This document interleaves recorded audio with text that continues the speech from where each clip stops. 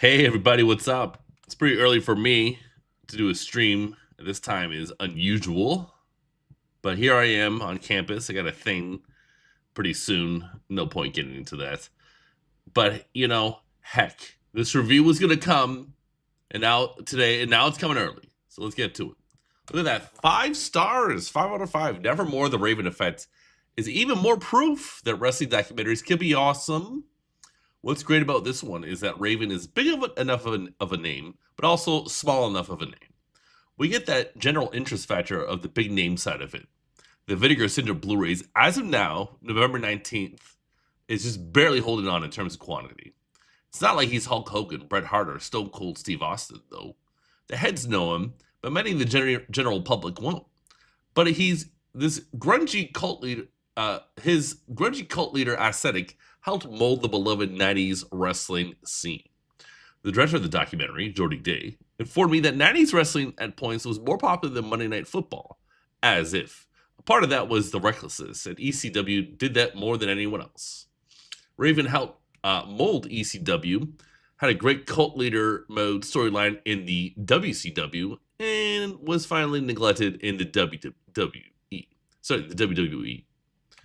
But there's so much more context that we get from Raven and his wrestler friend stories in the documentary.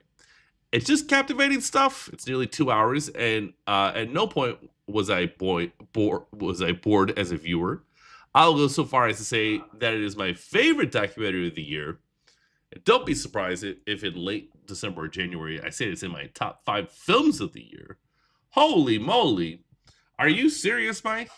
You're out here, you're talking about films like Drowning Dry and Shimmer, and now you give this Nevermore, the Raven Effect, 5 stars.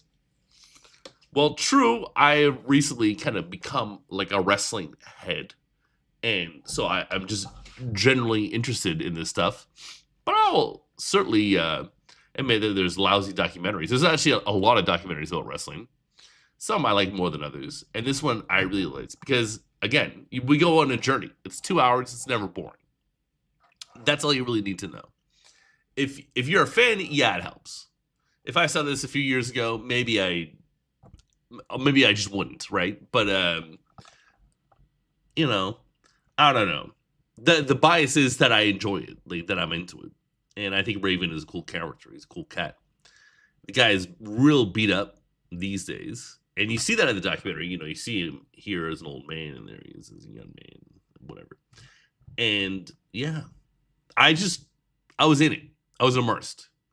I realize that's an important thing for me as a viewer. If I'm not immersed, if I'm just thinking about other stuff, if I'm thinking about, what am I going to do after this? And, what's going on later tonight? And how am I going to get home? Or whatever. If I'm not there, that's not good. But at home, even when stuff is really good, I just lose interest. It just happens. There's just so many distractions at home. Theatrically, if I'm not immersed, that's a big problem. But if I'm immersed at home, wow, you've got something. And I was really in it for this one. I've seen it twice. It's so rare that I watch a screener twice. So there you go. Those are some of my thoughts. And Nevermore, the Raven Effects. And that's all I'm going to say for today. Peace out, y'all.